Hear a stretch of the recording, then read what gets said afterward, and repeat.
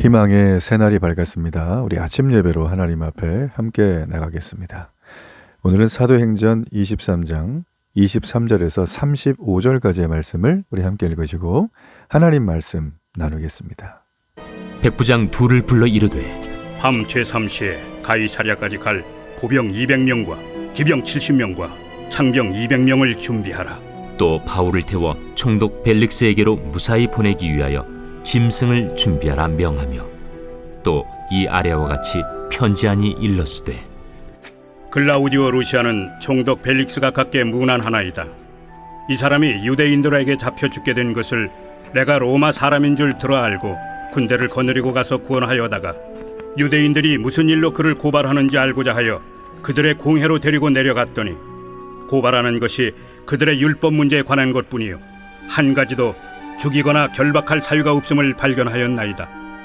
그러나 이 사람을 해하려는 간계가 있다고 누가 내게 알려주기로 곧 당신께로 보내며 또 고발하는 사람들도 당신 앞에서 그에 대하여 말하라 하였나이다. 보병이 명을 받은 대로 밤에 바울을 데리고 안디바드리에 이르러 이튿날 기병으로 바울을 호송하게 하고 영내로 돌아가니라. 그들이 가이사랴에 들어가서 편지를 총독에게 드리고 바울을 그 앞에 세우니 총독이 읽고 바울더러 어느 영지 사람이냐 물어 길리기아 사람인 줄 알고 이르되 너를 고발하는 사람들이 오거든 네 말을 들으리라 하고 헤롯 궁에 그를 지키라 명하니라. 한동안 우리 아침 예배가 올라오지 않았었죠? 예, 그동안 제가 좀 약간 이 몸의 회복과 충전을 위해서 아침 예배를 잠시 쉬었습니다. 이제 다시 새해가 밝으면서 이제 다시금 아침 예배를 매일 월요일부터 금요일까지 오전 6시에 유튜브에 올라갑니다. 여러분 함께 하나님 말씀으로 한 해를 시작하는 또 하루를 시작하는 그런 삶을 사신다면 그 어떤 나의 계획과 습관보다 여러분의 현세와 내세에 하나님의 축복이 임하는 귀한 습관으로 자리매김할 것입니다. 말씀과 기도로 날마다 하루를 시작하시기를 축복합니다. 자, 오늘의 말씀의 내용은 참 긴박하게 흘러가죠. 오늘 말씀의 내용에 보면 참 우리가 어려움을 당하는 사람, 그 사람의 상황 어떻게 이어지는가에 대해서 우리의 신경을 곤두세우게 됩니다. 우리는 살면서 어려움을 당하죠. 하지만 하나님은 우리가 당하는 어려움을 통해서 하나님의 뜻과 계획을 이루어 가시는 정말 절묘한 하나님이십니다. 하나님은 우리에게 결석하신 적도 없고요. 지각하신 적도 없고 한시도 눈을 떼신 적이 없어요. 하나님은 언제나 우리에게 개근하신 하나님이십니다. 자, 오늘 내용 속에서 우리가 주목해서 봐야 될 부분이 있습니다. 저 오늘 본문의 천부장이라는 사람, 글라우디오죠. 유대의 총독 벨릭스에게 보내는 편지의 내용이 오늘 본문입니다. 이 편지의 내용을 가만히 보면 이런 거예요. 유대인들의 공격을 받아서 죽음의 위기에 내몰린 바울을 내가 보호하고 있다. 그리고 내가 당신에게 보낸다. 그러니 로마 법의 질서 안에서 이를 잘 보호해 주시고 법대로 처리해달라. 자, 이런 내용입니다. 자, 이 내용만 봐도요, 벌써 오늘 내용 속에 정말 흥미진진한 하나님의 아주 그냥 인간의 수를 넘어서는 방식으로 이끌어 가신다는 걸 금방 알 수가 있죠. 자, 이 천부장의 편지를 통해서 하나님은 바울을 어떻게 보호하셨는가? 우리가 한번 살펴보겠습니다. 천부장 루시오는 이 바울의 조카로부터 유대인들이 바울을 죽이기 위해 음모를 꾸미고 있다는 정보를 들었습니다. 그는 바울이 로마 시민권을 가진 자임을 알았기 때문에 그를 안전하게 보호해 주어야 한다는 이 책임감과 부담감을 갖게 됐겠죠. 자, 이에 천부장은 가장 먼저 바울의 조카에게 자기가 이 음모를 보고받았다는 것을 철저히 비밀에 붙이라고 22절에 당부를 하죠. 자, 그리고 나서 이 천부장은 바로 작전 명령을 시행합니다. 자기 휘하에 있던 백부장 두 사람을 불러서 보병 200명, 기병 70명, 창병 200명을 선발해서 바울을 총독 벨릭스가 있는 가이사랴까지 안전하게 호송하게 했습니다. 여러분, 이 규모의 수비대는 뭐 거의 뭐 지금 이 안토니오 요새에 있는 수비대의 절반에 해당하는 병력입니다. 그러니까 천부장이 바울의 신변을 보호하기 위해서 얼마나 심혈을 기울이고 있는지 보여주는 대목이죠. 그뿐만 아니라 그는 바울이 좀 더 신속하게 이동하도록 짐승도 준비하라고 명령했어요. 아마 노새겠죠? 빨리 가야 되니까 여러 마리의 노새를 준비해야 됐습니다. 하룻밤 만에 가야 되거든. 자, 사도 바울이 이렇게 일면식도 없는 로마 군인에게 호의를 받을 수 있는 이유는 도대체 무엇 때문일까요? 잠언 말씀에 보면 이런 말이 있어요. 사람의 행위가 여호와를 기쁘시게 하면 그 사람의 원수라도 그와 더불어 화목하게 하신다. 여러분, 사도 바울이 어떤 사람이에요? 하나님의 부르심에 순종해서 복음을 위해 수고한 사람이죠. 원수가 그를 둘러싸도 하나님이 화목하게 만드시는 거예요. 이건 인간의 힘으로 막을 수 없죠. 바울은 로마에 가서 그곳에서 복음을 전파해야 될 사명이 있었습니다. 이 사명을 이루기 전까지 하나님은 어떤 위험도 바울을 해하지 못하도록 그를 보호해 주십니다. 여러분, 우리가 하나님 뜻대로 행하면요, 하나님은 우리에게도 바울에게 한 것처럼 정말 기적 같은 예측 불허의 방법으로라도 우리를 보호해 주십니다. 여러분, 우리가 이것이 복음 안에서 복음의 일꾼된 우리가 담대할 수 있는 이유입니다. 자, 또 하나 우리가 살펴야 될 부분은 참 이 누가라고 하는 사람은 사도행전에 기록하는 이 내용이 정말 철저하고 세밀해요. 당시에 시공간, 사건, 연대기 이런 것들을 거의 뭐 정확하게 기술을 해서 후대 우리가 보면은 금방 알 수 있는 그런 내용들이 많아요. 지금 이제 그 내용을 좀 살필 건데, 여러분, 하나님이 이 바울을 신체적인 위협으로부터 보호해 주셨을 뿐만 아니라 법률을 통해서도 그에게 죄가 없다는 것을 밝혀주시는 장면을 지금 누가는 기록을 하고 있어요. 자, 이 총독에게 보내는 천부장의 서신에 보면 바울이 받고 있는 혐의는 그냥 종교적인 이유일 뿐이지 그가 민형사상의 혐의로 재판받을 것이 아니다는 것을 우리 29절에 말해주죠.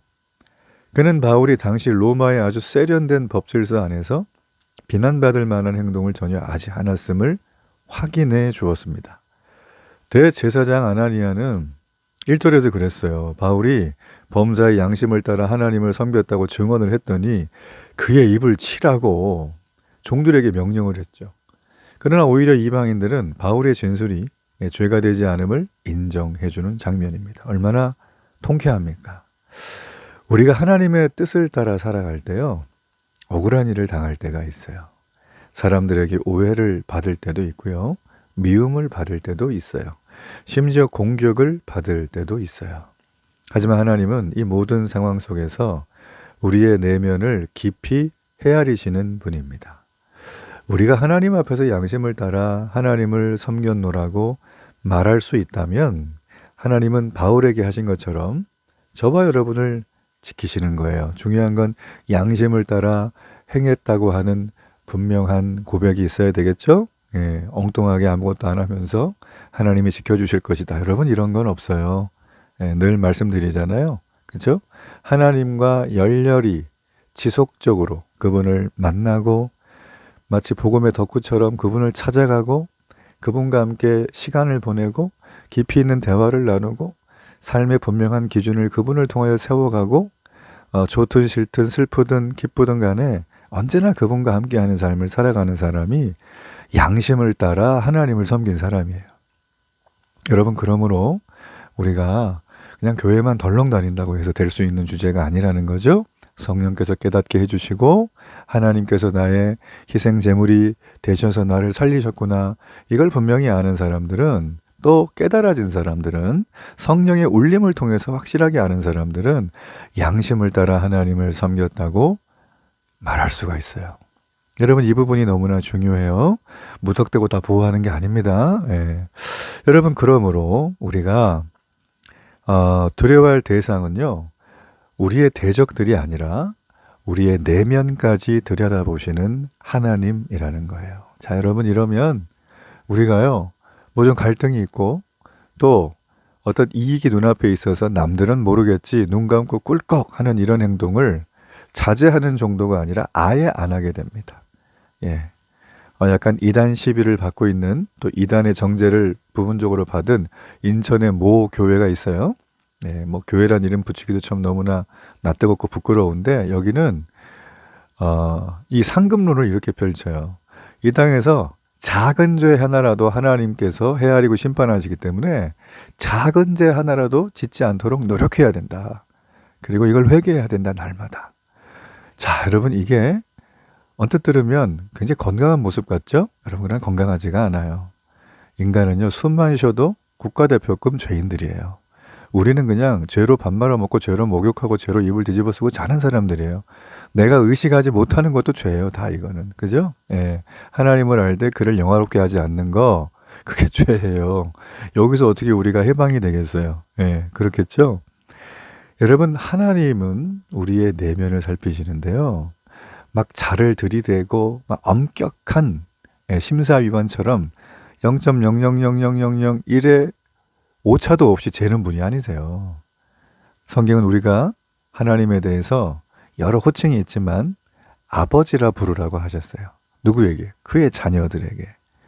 그의 자녀들은 하나님을 아버지라 부릅니다. 여러분, 그러므로 아버지라 부르니까 아버지 앞에 가서 용서해 달라고 하면 되니까 나 또 죄져야지. 자, 이런 개념으로 사는 게 아니라 하나님이 나의 아버지이기 때문에 나는 어떤 위험으로도 보호받을 수 있다는 담대함을 갖고 살라는 거예요.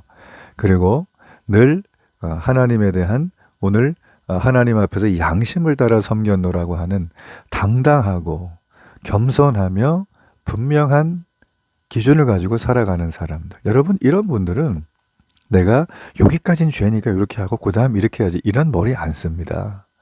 그렇죠? 예, 정말 그래요. 아주 당당하게 살아가는 거예요. 부모님이 나의 부모님이라는 걸 확인한 자녀들은, 여러분, 그 부모님에게 응석도 부리고 때론 효도도 하고 말썽도 피우지만 부모님이 나를 안 버린다는 걸 알아요. 그렇죠? 예. 여러분, 그러기 때문에 우리가 이것이 너무나 중요하다는 것입니다. 자, 오늘 이 말씀 속에서 복음 전파에는 반드시 고난이 따른다는 거, 여러분, 우리가 기억해야 되고요. 하지만 하나님은 고난 중에도 우리의 생명을 보호하시고 명예도 지켜주신다는 거, 또 어떤 상황 속에서도 우리는 사람을 두려워하지 말고 상황 앞에 무릎 꿇지 말고 오직 우리의 내면을 살피시는 하나님을 두려워해야 된다는 거. 여러분, 이것을 기억하고 오늘 이 새해 첫 주간에 하나님의 말씀을 따라 일어서는 이 하루가 되기를 축복합니다. 결단의 기도를 드립니다. 살아계신 하나님, 하나님의 은혜가 한량없습니다. 오늘도 우리의 대적을 하나님께서 화목하게 만드신다는 그 고백처럼 양심을 따라 하나님을 섬긴 바울처럼 오늘도 믿음으로 이 하루를 넉넉히 살아가는 축복의 새날이 되게 하소서. 예수님 이름으로 기도합니다. 아멘.